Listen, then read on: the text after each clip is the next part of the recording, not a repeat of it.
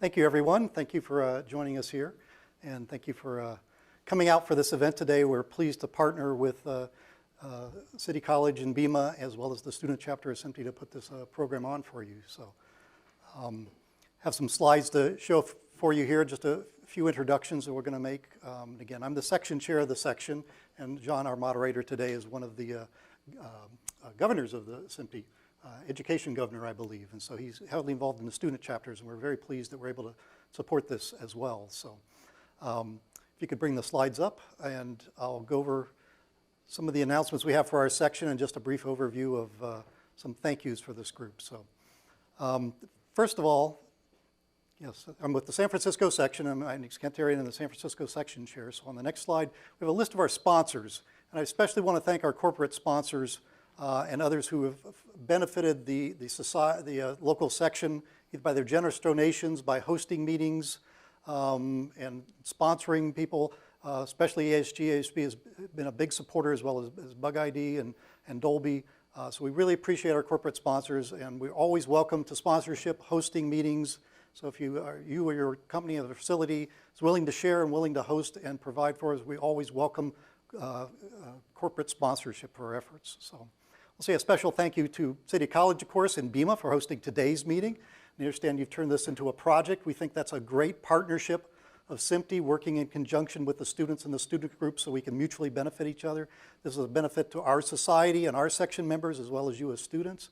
And we're going to talk about how we were able to also benefit students. I wanted to thank Sports Video Group especially for helping sponsor the section to student development activities. They made a generous donation, and one of the things we helped sponsor the chapter presidents of our local student chapters to go to NAB this year, and they're going to be talking about their experience. So it was a very generous donation on their part. So there were some announcements from the group. We're working on a meeting for next month. I think it's scheduled for June 20th.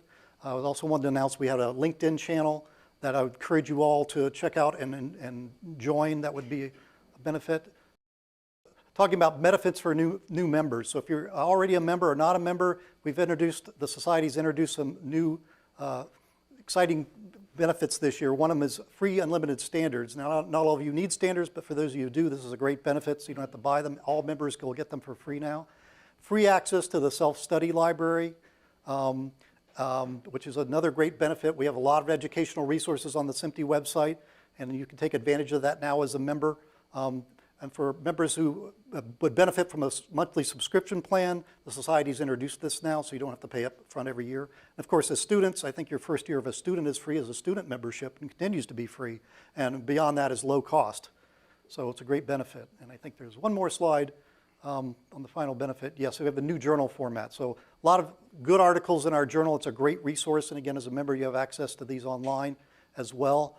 And then on the whole history of the SMPTE Journal. So that's a great benefit. So, but it's a pleasure to be with you today. And what we're going to be talking about is NAB. NAB is one of the probably the premier gathering of industry professionals in the broadcast industry.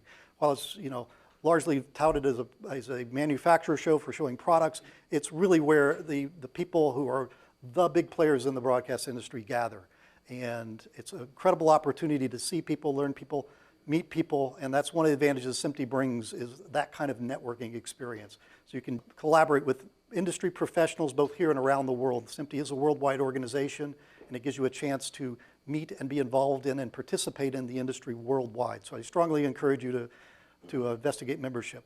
I'm going to turn it over to our host, John, here, who's going to moderate the panel and introduce them, and he's going to tell them about the experiences in NAB this year. We like to, every year after NAB when we can, we've had a little hiatus in the pandemic, but we like to cover what's new and what's going on in the industry at NAB. So, and we're also very interested in the student perspective from Marcelle and Joseph, as I think it was your first time at NAB, and we're very interested to see what your perspective is on your experience. So thank you again for coming today, and over to John. Okay, so thanks very much, Kent, appreciate it. And also special thanks for that promotion just now from director to governor. So it's on the recording, so you all heard it, so you all know. So anyway, so Eddie, my slides, I got the first slide, please.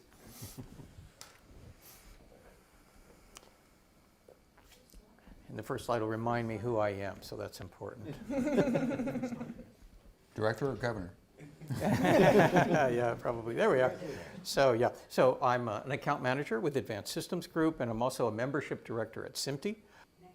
So I'm really pleased to have on our panel today our student SMPTE chapter presidents, Marcelle Rutherford, who is from City College, San Francisco, and also representing San Francisco State University. And then also Joseph Borrego, who is joining us from Anza. Anza was community college, was the first, goes back about 5 years now, that started a student chapter in the Bay Area. Really pleased, because that's really, everything's grown from there. By the way, in the audience, Pat Griffith has been absolutely tremendous, our past president of SMPTE, to help get all of this started. So thanks so much. Glad to have you here, Pat. So, and I'm going to continue now, next slide. On our panel, so joining us as professionals from the industry to really talk about NAB from their perspective, Matt Lavine from BugID. So Matt is the owner of BugID. From Advanced Systems Group, we have the president, Dave Van Hoy. And from Nvidia, joining us is the, if I got this right, senior engineer for professional video applications, Thomas True. Yes. So basically what NAB is, this year, 61,000 attendees came to the show. Half of the attendees were new, so they'd never been to the NAB show before. So a lot of people coming to check out what's the latest and greatest in the industry. 27% of the audience was from other places in the world outside of the United States. So it is a global show. And there were 1,300 exhibits, and 200 of those exhibits were first-time vendors coming to the show. And I think there were about 200 of the artificial intelligence and machine learning type vendors at the show as well.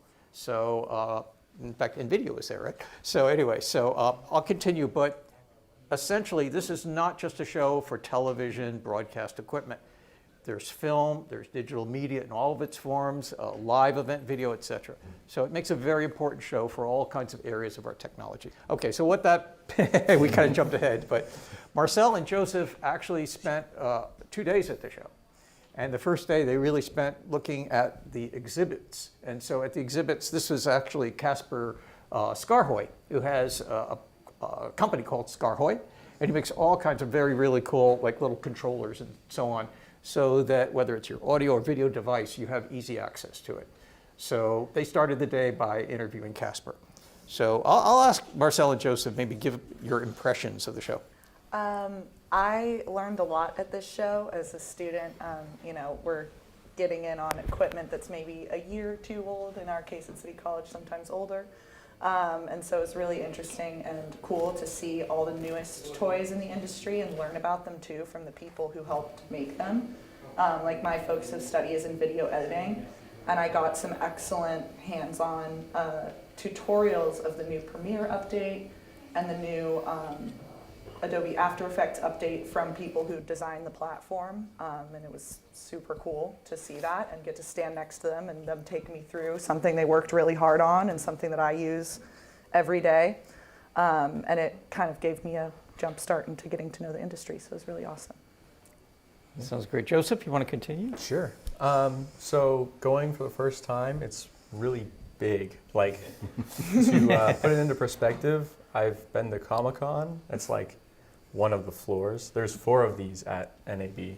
And that was like, not overwhelming, but it was like, whoa, right? So there was a lot to explore. We had like a day and a half where we just explored the floors, because there's the north, south, east, and west floors. And there's just so much, from demos to, just new products and talks that are happening on the floor. There's just so much to really explore. And yeah, there's a ton I learned. Yeah.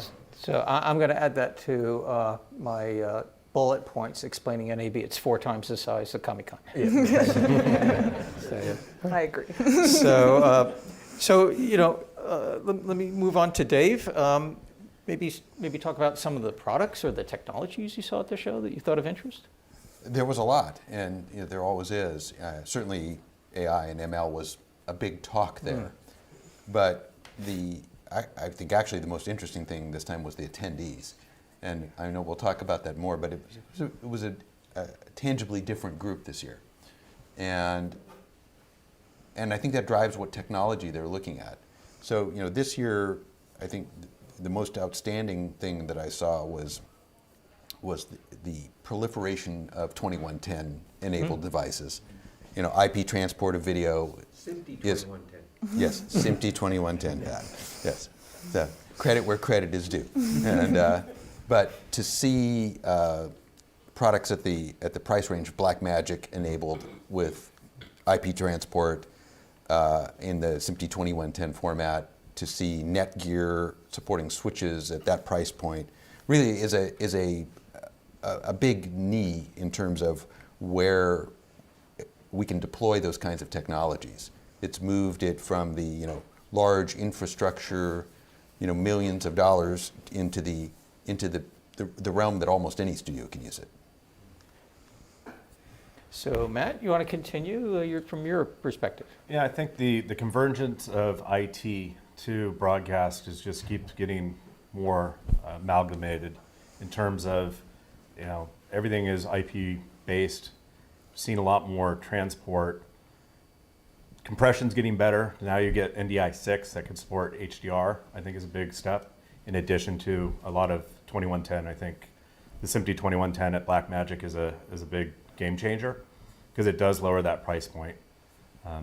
Also, the technology is, you got the big broadcasters, but there's also a lot of interesting technology with iPhones. Atomos has an iPhone, use your iPhone to record from your DSLR to the cloud and to your camera, from a camera. You can put prime lenses on your iPhone. So I think, I just think, going back to, it used to take millions of dollars to build studios like this and control rooms, and now you can do so much at a lower price point. But yet you still have the high-end XR and VR, so you got extended reality that's really making a big push. That is still high cost, but you do have some low-cost options. So to me, it's always fascinating. It is, I think NAB is overwhelming. It is huge, and there's just so much technology to look at and see. So it's always impressive. So Tom, same question for you. Any products or technologies that you think Yeah, of? again, for me, it was, like these guys said, the proliferation of SMPTE 2110, and the fact that when Blackmagic can give you a switcher now that does 2110, that lowers the bar for everyone. And they also have some unique devices that do 2110 and SDI and HDMI, so you can go out one and in the other, and it helps you bridge the gap as you move your setup from SDI or HDMI up to 2110. So it gives you a nice starting point. And then I think another thing at the show was, of course, the proliferation of AI in some of the different creative tools. I'm not a really creative person myself, but I see within Premiere and in DaVinci Resolve where there are more and more AI plugins to do different things. And then in broadcast, you now have AI that can track the talent on the stage and things like that. So that was great to see as well. That was a great mention because virtual production has been an area of special interest in the Bay Area. A lot of schools investing, and green screen behind me. Maybe you don't see it because you've got the insert here, but a lot of things happening. And I noticed that you mentioned SMPTE 2110 earlier, and now a lot of these processors that are used for virtual production now have SMPTE 2110 inputs as well as SDI inputs and so on. So I thought that was, it continues to show the progress of video over IP. So one product I saw, and if I have one slide left that you can bring up, I'll show everybody, but I thought this was cool. Although this product was, no, sorry, okay, you missed my slide, so forget it, but it was like the robot. No, you don't have that one handy? So there was a robot that was shown, forget that one for you. It was actually shown by Ross Video, but it combined a robot that rolls around the floor, fully controlled, perfect for like a newsroom application as an example, but with a teleprompter built in, the camera built in, video return for the talent. Oh, there it is. I just thought, I saw that, I looked at that. I think it's called Artemo, but I just thought this was one of the cool things that kind of blew my mind. And so like Matt was saying before, all these amazing products now to expand on your iPhone, but at the broadcast side, at the higher end, a lot of other new cool products. Fantastic new cameras from Canon, from Panasonic, from Sony, and so on. So for me, a very exciting show in many ways too. So I just wanted to throw that in, sorry guys. Actually, what I would do is ask Marcelle, you said you ran into this product first day. I don't know if you remember, but I think you said it was like from Yellow Tack or something. Oh, well, tell us about it. So that was particularly relevant because I actually for my class that I'm currently in, where the lovely crew in front of me is members of that same class, I was video editor on a project where we did an interview with the owner of the Balboa Theater, and we had some audio issues on the interview. And our audio track was very just peaking a lot. We had a lot of problems, and we had to fix it in post. It was a whole thing. And so I just finished wrapping that up and sent in my edit of that, and I was still stressing about the audio, and then I was on the floor at NAB, and me and Joseph walked up to the Yellow Tech Labs booth that had all these microphones. And the guy started showing us all these mics that correct and edit live while you're recording. So he was holding up the mic and saying, and we were wearing headphones, and he would go, "Now I'm talking like this and that," and he would just, go louder and louder, and it would all sound exactly the same neutral level, and it was like flawless. There was no distortion or anything like that. And so I was just, and then right after that, I saw a camera that color corrects live, and I had to color correct that video as well. So I was seeing like the automatic brand new solutions to the problems I'd just been having being presented to me, and that was kind of cool because it was kind of like, wow, someday maybe I'll get to use cool things like this. But it was really cool to see that all these issues I'd been having are getting addressed by the people who make the technology, so that you can, as a creative person, focus on things other than peaking audio in your video. So I thought that was really cool and relevant to what I was dealing with at the time. So yeah. I don't know, Joseph, did you see any product that kind of blew your mind the way that one did? Well, it was, more to that. It's not just a lot of products and solutions for enterprise. It was all stuff that was like applicable to students and stuff today in my current scenario as a film student.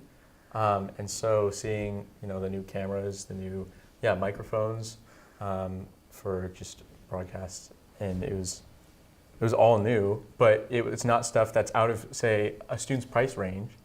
It was stuff that like I could get in the next couple years and like my hands on, just because it was so affordable. And more to that, it was just amazing to see the variability and to the market. It wasn't all high-end stuff. It wasn't all the best of the best. It was like the best of what you can afford as well. So it was really, a lot of that tech really stood out to me. But specifically, man, I can't get my mind off of those microphones, because those are really cool. They were crazy. So this is now an advertisement for Yeah, no, All right. So Actually, we did talk about SMPTE 2110, and it actually became a lot more affordable based on various products, and Dave, you were mentioning that before. But from the panel, I think there was also a continued expansion of NDI, which is, for those who are not familiar with, I think it stands for something like network device interface. Yeah, and but it's a way of doing video over IP. It uses compression, and it brings all of the signals, video, audio, if there's there, power, all kinds of things like that, the control for cameras and so on, all into into one signal that goes over standard CAT cable. So it's very easy in terms of like installation or use. So I don't know if there was any people noticed the NDI products at the show. Oh, tremendous. I mean, NDI is huge. Yeah. Yeah, I was actually surprised that JVC actually has a switcher. The one thing with NDI, it's so customizable. No manufacturers have really embraced it on the switching side. And JVC now has a computer and a branded system that you could actually make, which is good as an integrator. It helps us for support. Because NDI and vMix is a very popular software, but it's very solution-based and customizable, so it's hard as an integrator to support vMix. And it's nice to see JVC as a big manufacturer supporting that. And Ross with the And Ross is carbonite now too, NDI yeah. as well. Yeah. And John, I think your microphone's laying on your lap. Oh, so we should know that Need some scotch tape. that Dave, Rich started in the audio side, right? Kind of noticed the flying microphone. So, well, but speaking of NDI, I don't know if you noticed the new NDI 6. Yeah. Big It changes. supports it supports HDR, which is that's a big change. To be able to support HDR and the compression, I mean, I saw some videos that it looks good.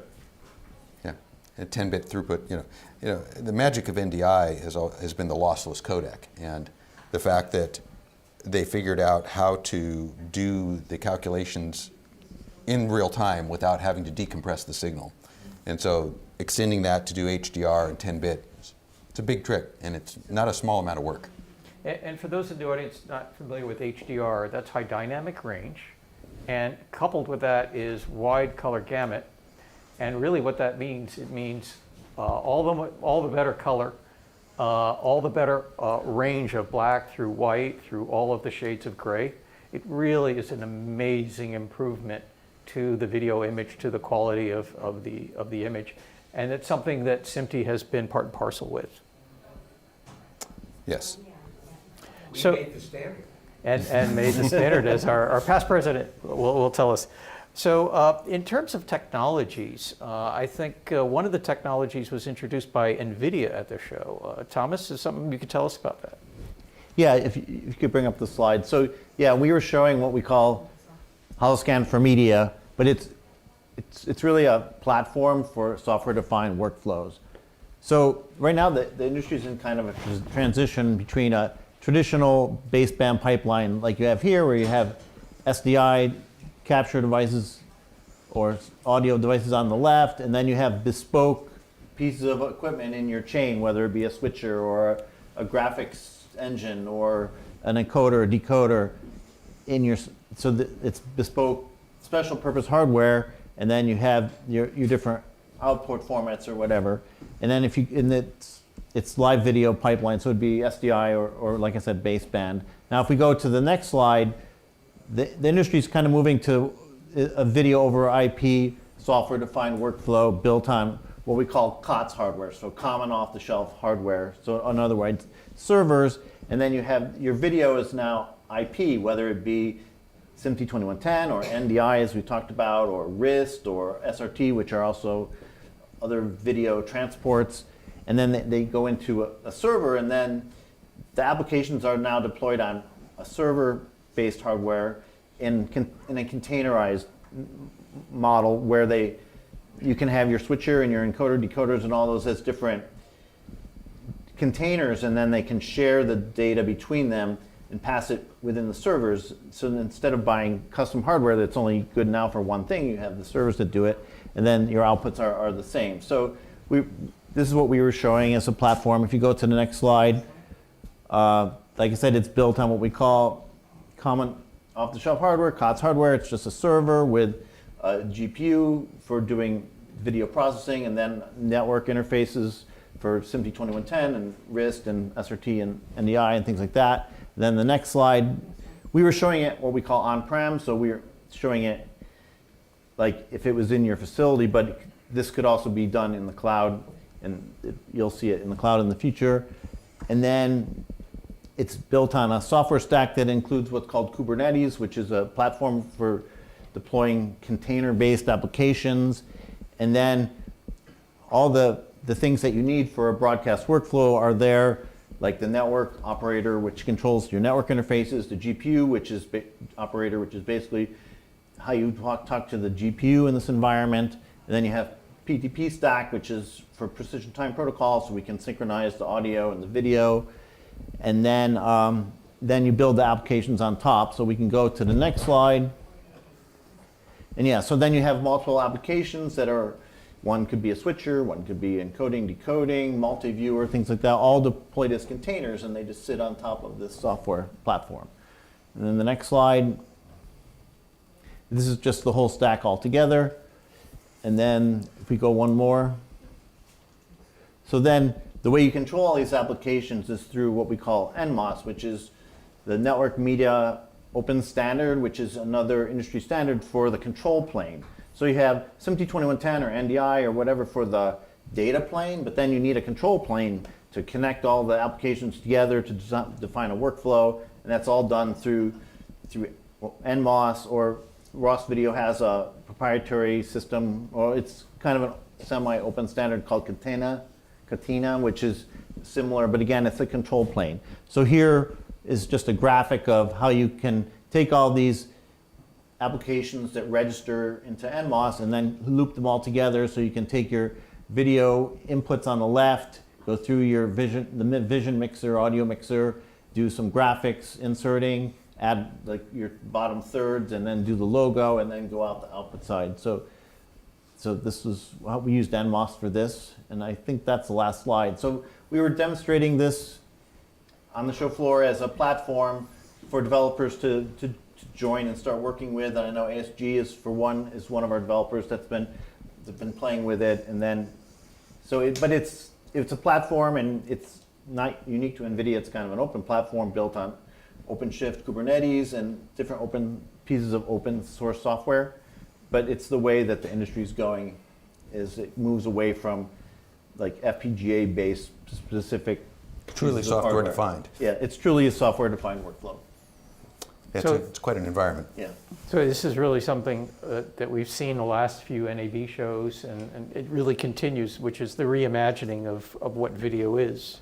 You know, video was originally analog, and now it's digital, but even in its digital format, it's being sort of reimagined as an IP stream, as SMPTE 2110, as NDI, we're talking about NDI before, as something that exists within a computer, within the CPU or within the GPU in this case.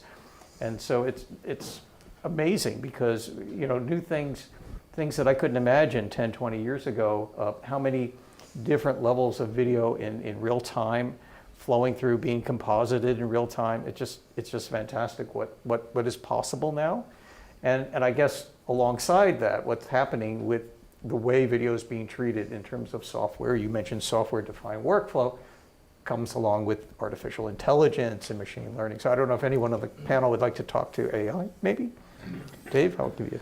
Oh, sure, why not?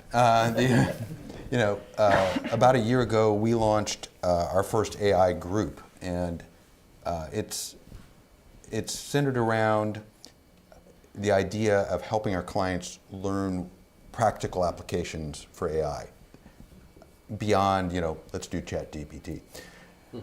And it's everywhere around us, but in media applications, there are many possibilities for how it could get used. And we have a group led by Tyler Berry and Tom that are out conducting workshops with our clients to look at how, what kinds of deployments do we want to do. And then we have a second group that actually does deployments.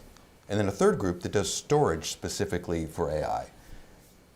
it's a huge topic because it can touch anything. It could be from directing what you're going to see to changing you into a monkey face in real time.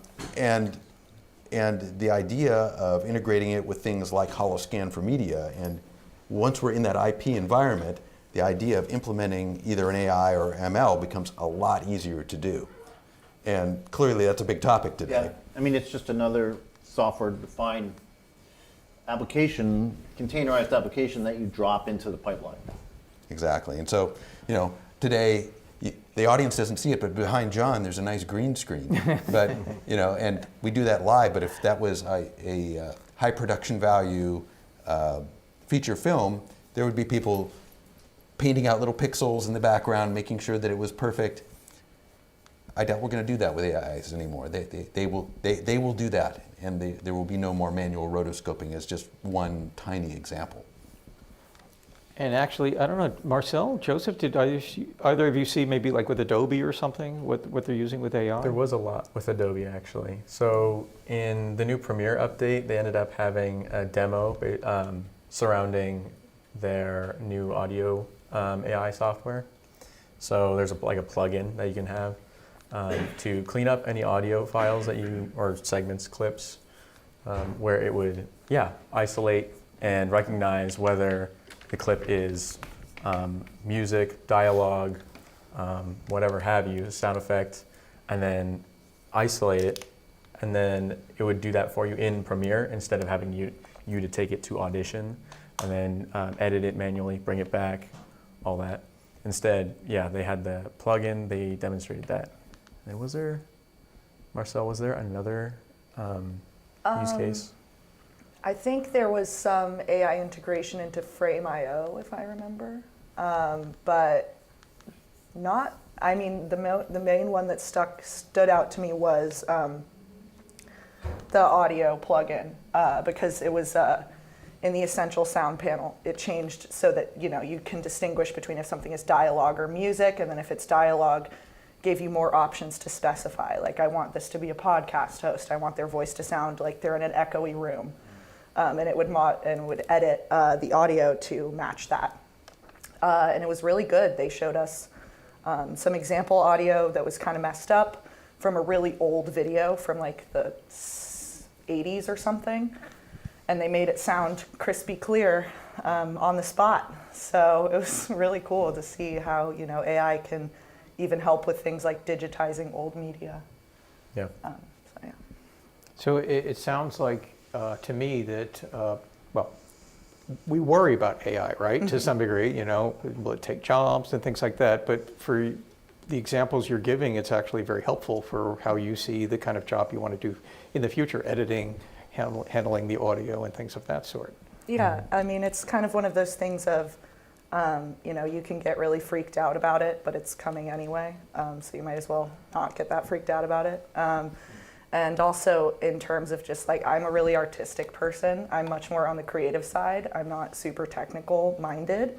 I can learn it, but it's not my favorite thing to learn. And anything that makes so that I have to do less ridiculous, nitpicky technical stuff and more like making the cool creative things I like to make is great, right? Because then you can just spend more time being creative. So a lot of the AI tools that I saw at NAB were more so, I saw a lot less of the things of like taking jobs from creators and a lot more making creators' jobs more streamlined. I, in fact, Kent early in the introduction mentioned the Silicon Valley Video Summit that we all participated, a lot of us participated in, including SMPTE. And there was a product there, an AI product I thought was really cool called Kubrick. And what it did is it took 2D images and it extruded them into 2.5D.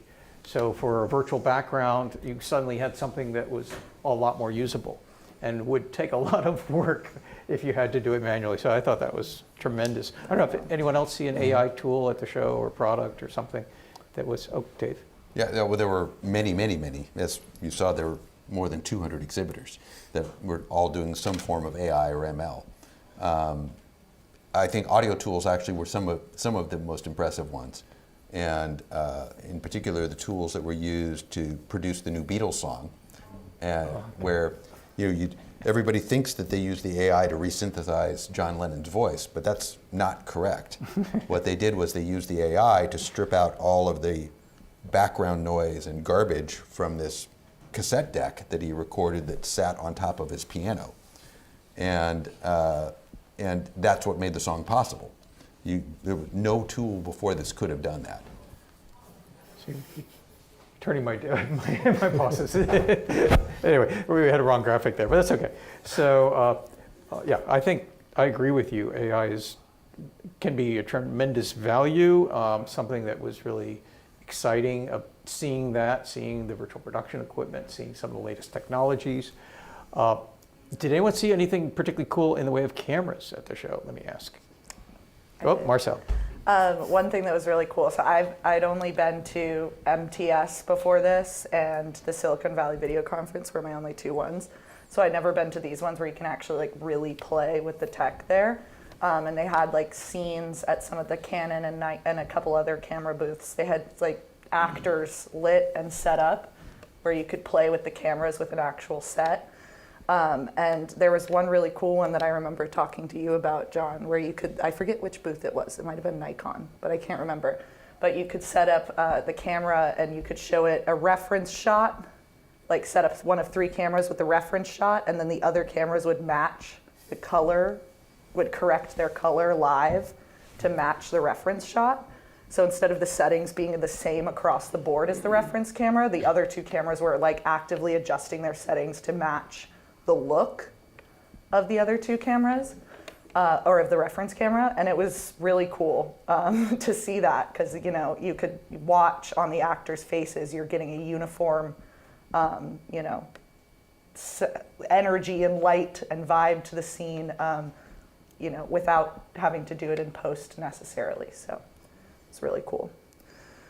I don't know if they ended up showcasing the new Blackmagic camera, the 6K, but I do remember seeing that plastered everywhere, because at a consumer level, I know that was definitely sought after at the event, but that was definitely an advancement, a product that stood out to me in terms of cameras.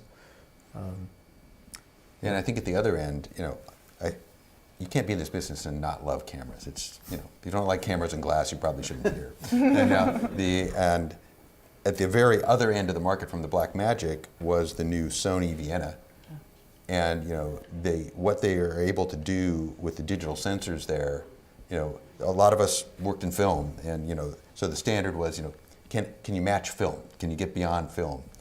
And the new camera can do 22 stops of dynamic range, which is, it's kind of nuts. I mean, that's shooting detail in the dark, and I think that's going to really give filmmakers some amazing tools.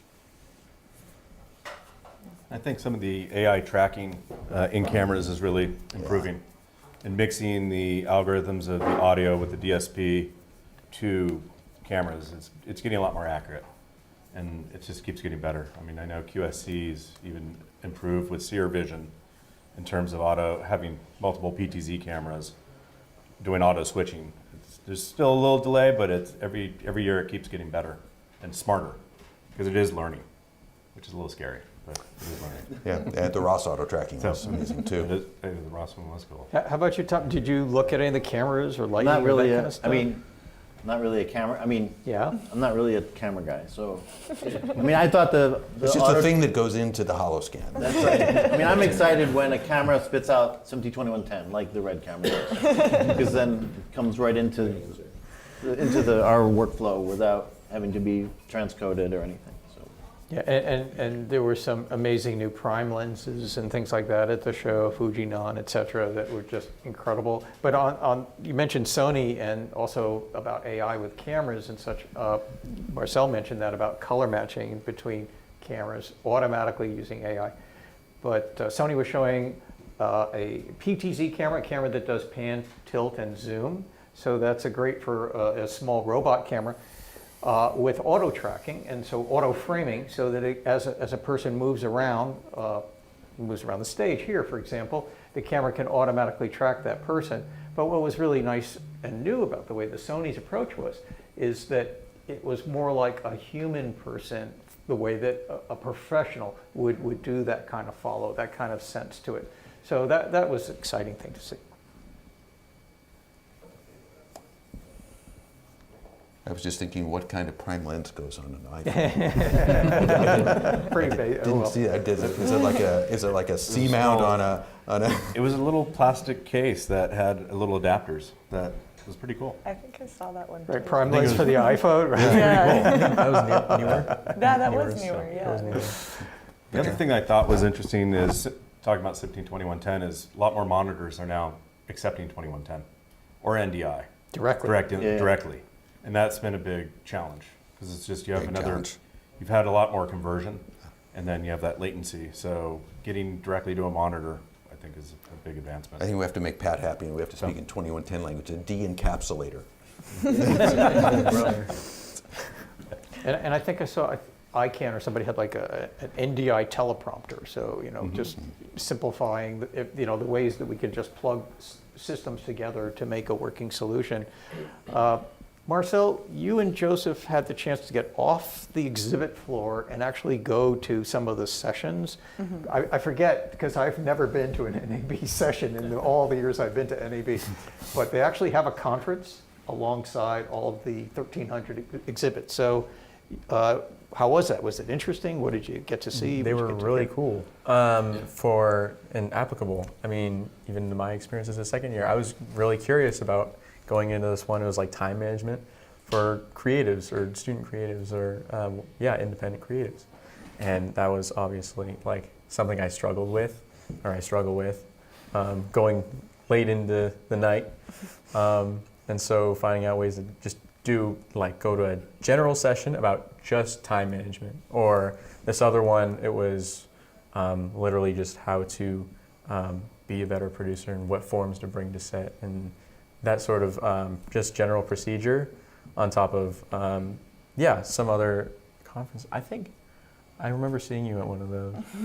I don't remember which one. There's a lot. We presented at the Broadcast Engineering IT BEIT part of the Yes. conference, the Holoscan for Media concept. Yeah. Yes. Yeah, about what you were talking about Yes. earlier? Yeah. Okay. Yeah. So there's a bit of that. That was a little bit of recap, but Yeah. A lot. I had a similar experience just in terms of like the practicality of some of the sessions, because a lot of them were things like, the future of AI and media. And if you're me and you've been to a lot of conferences recently, you've kind of heard that one a couple times. So I was kind of like, I'm going to go for some of the more specific stuff. And I ended up going to this one that was like, it was just like client communication kind of thing. It was like, and I've been doing a lot more freelance work, and so it was really cool to get a little rundown from people who've been doing work for a long time on how to like talk to someone who doesn't know what you're talking about your job kind of thing. And I've actually used that lessons a few times since to better results than I was getting before. So, practical, hands-on knowledge that was really helpful for me to get as a student, but also like if I hadn't been a student, that would have been really helpful too. So. So it sounds like not just the creative side, but understanding the business that we're all involved in, in terms of media technologies. Those kind of sessions were very useful. Super useful. And then more than that, there was hypothetical like brainstorming sessions that NAB does. So there's specific NAB IQ, that's what they call them, sessions, where you just meet random people, strangers, who are just other attendees, and you get to just brainstorm ideas regarding a topic, a prompt. The one I ended up going to on, my second day at the event was surrounding implementation and use case of AI and how we would like to see it as students, or as creatives or what have you. So in a way that isn't obstructive to the creative side, or just a way that can help streamline other people's jobs on set and off set. So there's those sessions. I enjoyed that a lot. They gave me a free shirt.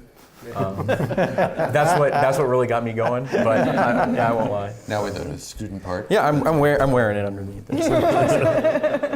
It's interesting because you're talking about the NAB IQ session, and that's really about networking, Yeah. right? And that's actually another aspect of the trade show I wasn't thinking about, which is, it's an opportunity for a lot of people in the industry that know each other. Sometimes that's the only place you see each other is once a year at NAB in Las Vegas in April. So it's glad you and Marcelle both had a chance to start networking, by the way. How was that? Yeah, It's good. it was very cool. Everyone was really nice, excited to talk to us. It was cool. And even for us as professionals, right? I mean, it's It's the main reason we go. Yeah, it saves us traveling to see everyone. We can just see everyone there. Back to those sessions, I actually also wanted to add, so they're hypothetical like brainstorming sessions, but the products that you can come up with as a group can later be presented to on the floor in front of professionals who might exercise the idea and create something out of it, a business out of it. And that was really the point that I was like, oh, this can be real. I was like, I don't know, it was wild. Who'd have thought? Yeah, exactly. So, something for the audience to think about really is that NAB is a place that you can present things for the first time. There are a lot of startup companies that come to NAB. One thing that NAB does is they'll have a group of companies from a particular place like Canada or UK, et cetera, and they'll group them together and give smaller vendors an opportunity to present. But this idea, I never thought about have pitch sessions at the NAB show. That's great. That's fantastic. So we were talking about your participating as attendees to a panel. Dave, you actually were presenting on a panel, as I recall, something on the topic of building a studio or something of that sort. Yeah, so under the NAB innovation area, they were looking at ways to help small and mid-sized companies get off the ground. And so there was a panel presented around the challenges and ranges of beginning facilities, small facilities to mid-sized facilities. And it was a great panel. It included myself and some folks who have a small studio that they do a very consistent podcast out of about AI and ML in the media and entertainment field, interestingly. And then a gentleman, Tom Smetham, who we've worked with, who's actually led the building of 2 mid-sized studios, one at Electronic Arts and one for the Comcast G4 gaming network. And it was a chance to, other than the fact that the microphones didn't work, which was ironic, it was a great chance to talk about, what do people really need to consider, and how do you think about what's a minimum viable facility for you? What do you, some people need multicam, like the studio we're in today, and they want to shoot multiple angles and switch back and forth. Some people, it's really single camera. Sometimes it's just straight on, and you're just doing a desk because you're really doing effectively a video blog. And what's appropriate? How do you determine what's appropriate? And lighting is always important. And so there was a chance to really share that with the audience, and I was very impressed. There were about 200 seats in the audience, and it was standing room. And I'm pretty sure that only about 50 of those people were our employees. So, But was the audience attentive? I mean, or did they ask questions? Or? there were a lot of questions. As a matter of fact, we ran out of time to answer questions. And I think we could have gone on for hours. Because it's not that often that you get a chance to talk to people who either build studios for a living, which is what we do, or people who manage the builds of studios and have been through the pain of what's involved. And in the case of Tom's, they were very fast builds, some of the fastest builds I've ever been involved in. Or somebody who's really, commercially doing it out of their basement, and what is it that makes it work for them. So it makes me think that NAB Show is a really valuable show for people in the media industry, where our job is all about communication. But we all get together and we get a chance to communicate together, and I think that's kind of It's a an novel interesting thing about it. Yeah, that's great. So Matt, any thoughts on products or technologies that we haven't brought up already? You mentioned, lighting. I was going to ask about lights. Somebody please. I Thank think you. There's so much advancements in lighting with lighting instruments to get a color range into a fixture.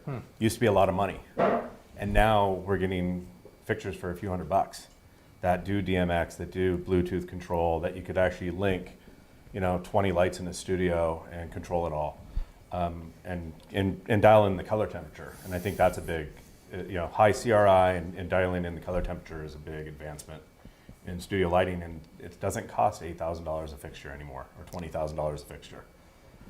So, Pretty remarkable. yeah, it's come a long way. Yeah, I think the light, what we're seeing in the lighting industry for broadcast applications and for cinema applications and so on has been very impressive, just like what Matt was saying. Really tiny lights doing an amazing job, or LED lights that are as bright or brighter than the HMI lights and so on that they've replaced in the past. A couple of cool things. Years ago, people would like, oh, I need an Arri light because I've got Arri cameras and they're going to be tuned for each other. And now companies like, I think, KinoFlow are making lights that you can tune to the camera you're using. And I just think that technology is fantastic. The other thing I saw that at the show is that people are using LED walls more and more. And now they make lights that are designed specific for those LED walls. And the lights can actually act just in the same way as the LED walls, right? They sort of like duplicate what the look is from the wall. And it just really helps to simplify the process of building a facility that's got like LED for your virtual background, and then you've got the lights and so on. So I thought that kind of technology is fantastic. And actually, I think I saw a couple lighting fixtures where you're putting in your video content into the light fixture. So you could get the actual reflections of what's on that video. Well, it's amazing. So your pixels are actually the same color, not just color temperature, but your actual content of showing a reflection through the lights, the shadows, and it's. And continuing on the topic of virtual reality and virtual production and so on, there are certain products that we've seen in the past, and they're just really getting to a point where they're perfecting, if you will. So locally here we have KPIX, and they're using software so that their weather report is absolutely amazing with the backgrounds and even artificial, not just the environment artificial, but we have AR elements and strewn in front and behind the talent. And so at the show, we had companies like Zero Density and Disguise and Brainstorm and so on, showing some remarkable things, but they're also more affordable, or let's say less expensive products there as well. So seeing that kind of integration, I thought was an exciting. I don't know if anyone saw anything in particular to point out about AR wall. AR wall. AR wall was, you could take a 98-inch TV, and they had a small, it's a small Unreal Engine basically box, but it was like 25K that could do expanded XR video using a monitor. Oh, so you're saying the monitor itself, is just a partial, but it extends. And then it the back. extends, so you could do extended reality. Oh, that's cool. Just off a monitor and go to a small $25,000 box, which, Ross and all the other guys, it's a lot more money to do that. So Especially if you're doing extended sets. Okay. Yeah. So to see extended sets on that smaller scale at that price point was neat. Sounds good. Any questions from the audience? It's, I'm certainly for myself, I've run through pretty most of the questions that I had. So if there's a question from the audience, I'd be glad to grab it. Actually, I don't know if we have a mic for the audience though, so I'll have to repeat your question. So anybody raise their hand, please. So, John, actually, before you jump in, there was one other thing that I think was really important at the show. Cool. Was that was big advance in audio. And up to now, we've had, we talked about the microphones, those things, but we've had digital mixing consoles a long time. And now we have really serious software-defined mixing consoles. The SSL people brought out their full System T product, which is their top-of-the-line mixer running in public cloud. And that was a pretty big shift to fill out, especially the Holoscan environment. Yeah, people came to see our demo, and the majority of new potential partners that we came away with were largely audio. Because we hadn't been thinking about audio before. You're mostly focusing on video, and then all these audio partners want to jump on board now. Because there's some great software-defined audio platforms. And then the other thing that I thought was really important around audio was the prevalence, especially in live broadcast, and I'd say particularly in sports, of immersive audio. Bringing, we've had 5.1 for a long time, but the whole Atmos experience is very different. And I don't think there was a single booth I walked into that was playing audio that wasn't set up in some form of Atmos.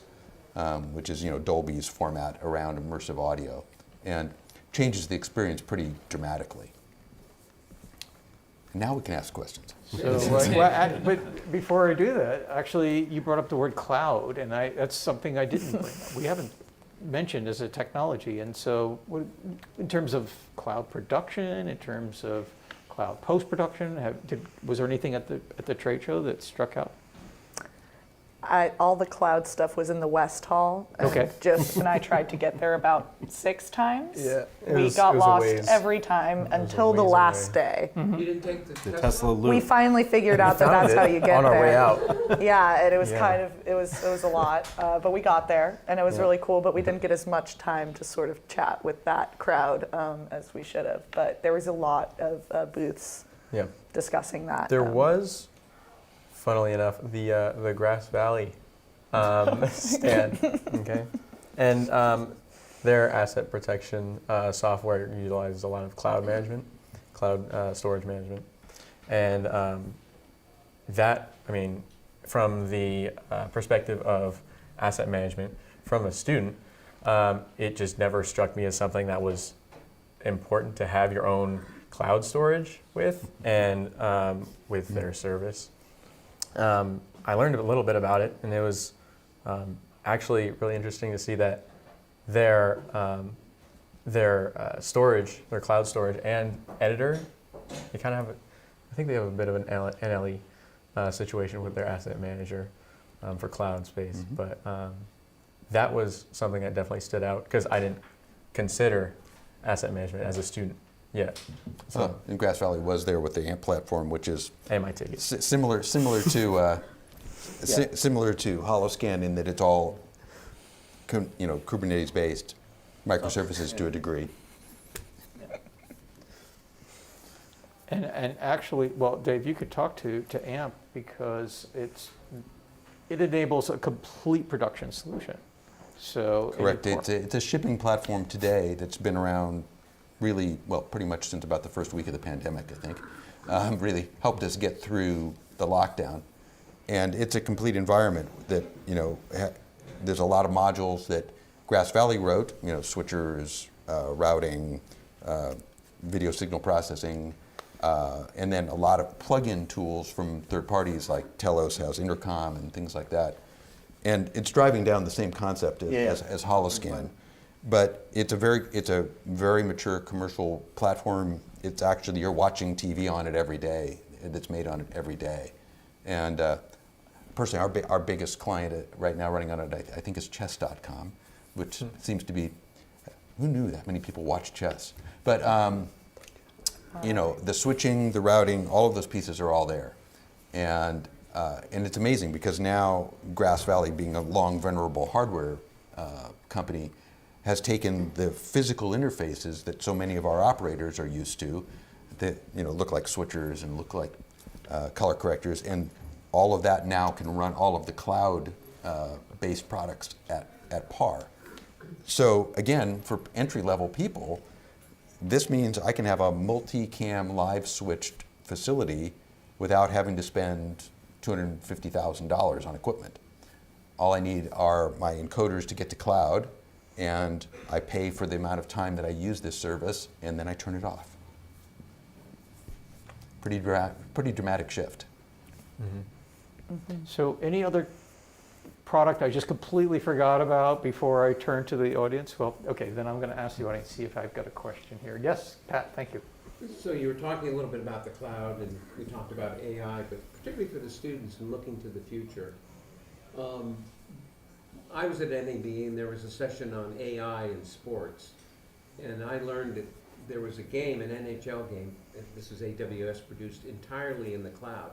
So that seems to be the way not only Hollywood is going, but also live. What are your thoughts about that from your perspective and what you saw going forward? So just to repeat Pat's question, it's sorry. really about what live production is like going into sports. So And in the cloud. and in the cloud. Well, looking into the future, I can't do that. But yeah, definitely switching was something that was, I think, considered or brushed over with AI. as you have several subjects and talent, right?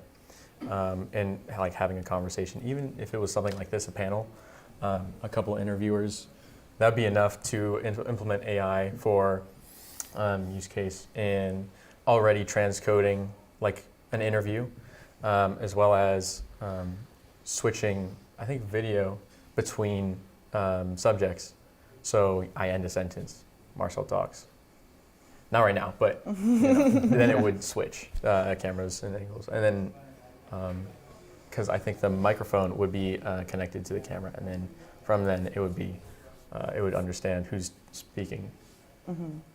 For sports, I thought it was really cool because it was sort of showing us, one of the jobs that I've been shown a lot as a potential job for me through SMPTE, shout out. I've toured a couple, sports streaming facilities, and it was interesting to see the future of that, where, that would change what my job potentially at a place like that, how it would change. And so that was interesting to learn about. There was a panel that I really wanted to go to about switching live sports and AI that I missed because I won a raffle. And we couldn't find her. So I got a camera bag instead, but I really wanted to go. Camera bag's super cool though, I use it a lot. Yeah, a lot of free stuff. A lot of free stuff. Especially when there's four conference floors. Any more thoughts on the cloud from? I think the cloud, in production in the cloud, you can now, your crew could be wherever. Yeah. And so your A1, if you always want to use your A1 and that A1's not available because they're always traveling, you actually have access to your number one crew that you would want more frequently because they're able to not have to travel as much. Mm-hmm. So I don't necessarily think it's taking away jobs. I think it's just keeping jobs in different places. Maybe taking Just shifting it. jobs away from the airlines. Yes. That's The flights still seem packed. There so. was some really cool Yeah. stuff with that, with like updated trucks and production trailers and trucks. Just sort of seeing like the things we've all learned already on older tech. It's not necessarily going away, it's just getting better. And you still need humans in there controlling things and managing things. So it's not necessarily, the jobs may be changing slightly, but they're not going away.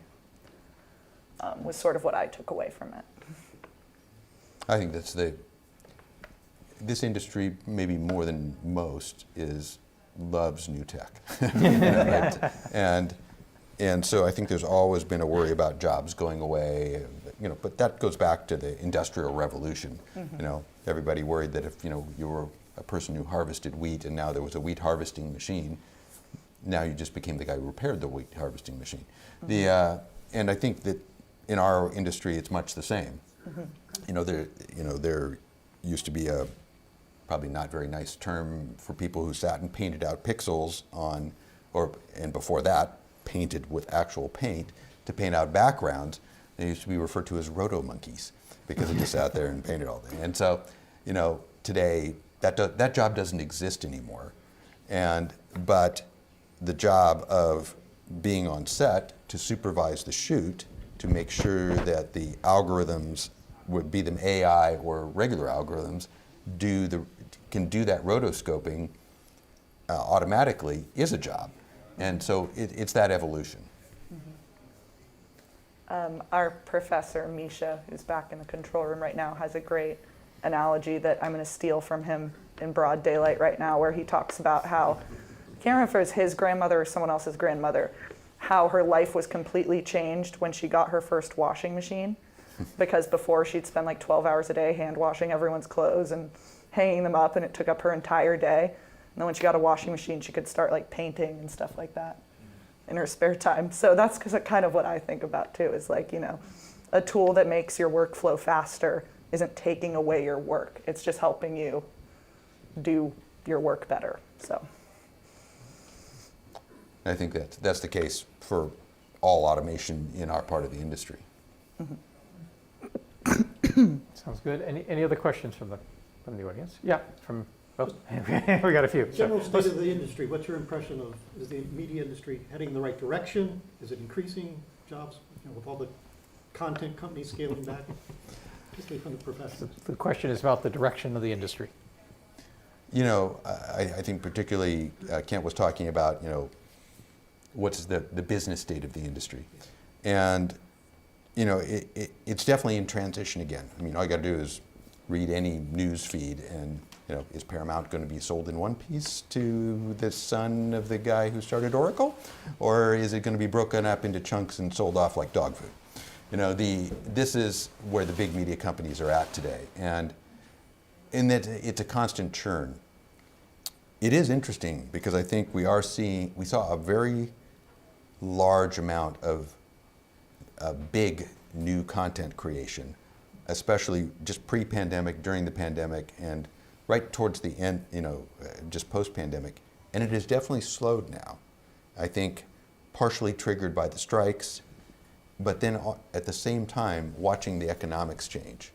And I think some of that's probably the fact that people are now out and about again. They're not sitting home watching as much, and they're not. You're going to make a trade-off of, am I going to keep my 16 streaming services at $7 a month, or am I going to cut some of those off and use some of that money to go bowling?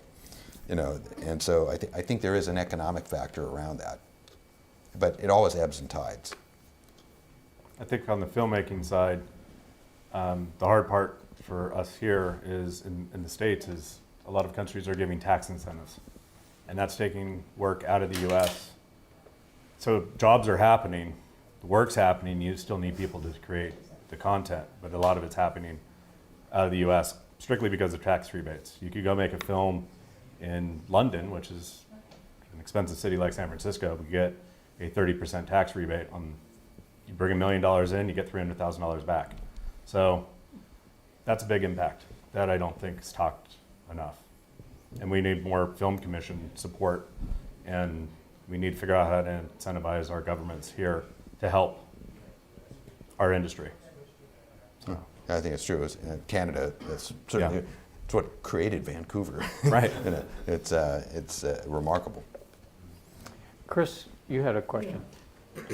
Yeah, you talked about software-defined workflows, and you showed one connect the dots with the as a way of programming it. It seems like there's a new area of creating new jobs, just like, and it's like, so what's that job look like? Are there any other user interfaces, or is it, old-fashioned coding, or, how is that software-defined workflows, how are they defined? So the question is really with the new software-defined workflows, how does that redefine the operational interface? How does that redefine the user interface that people work with?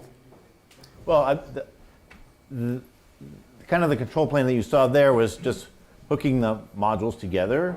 Yeah. But then each node still has a traditional interface, because you would need like the Vision Mixer was one of the nodes, for example, from Sony.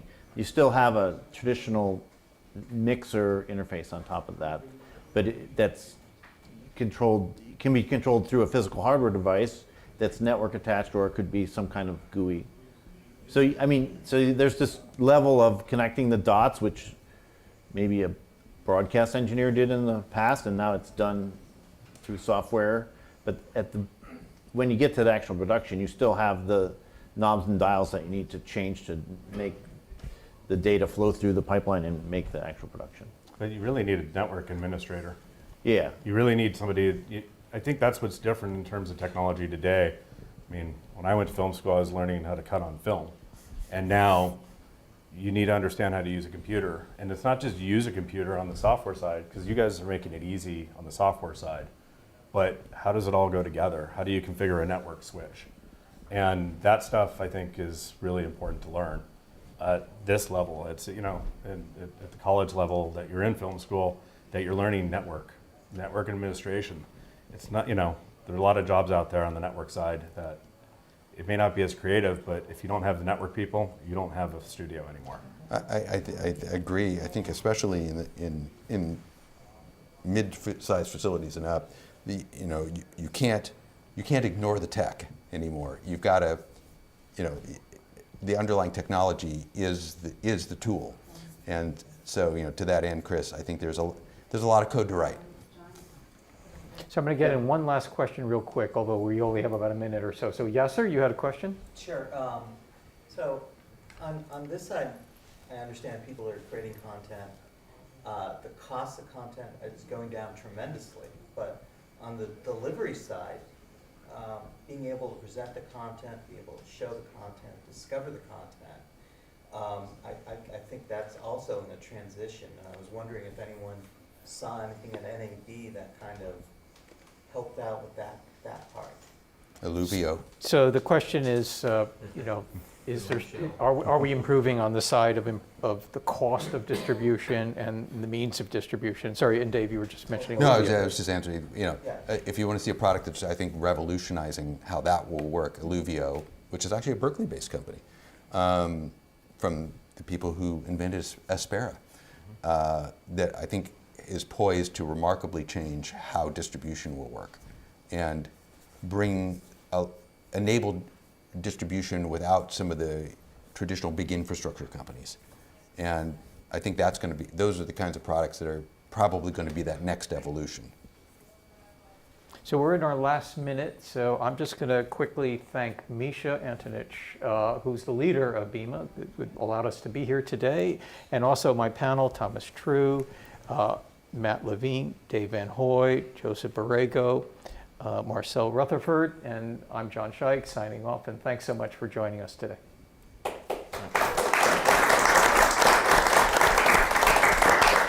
Are we muted?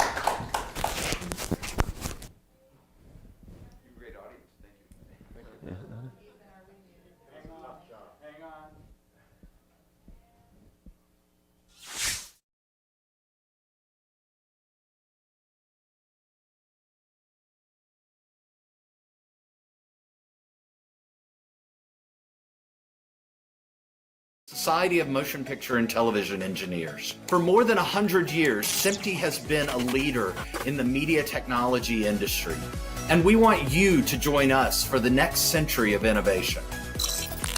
Today, SMPTE has over 800 standards that make media workflows more efficient and produce higher quality content. And now, all of these standards are available as part of your SMPTE membership.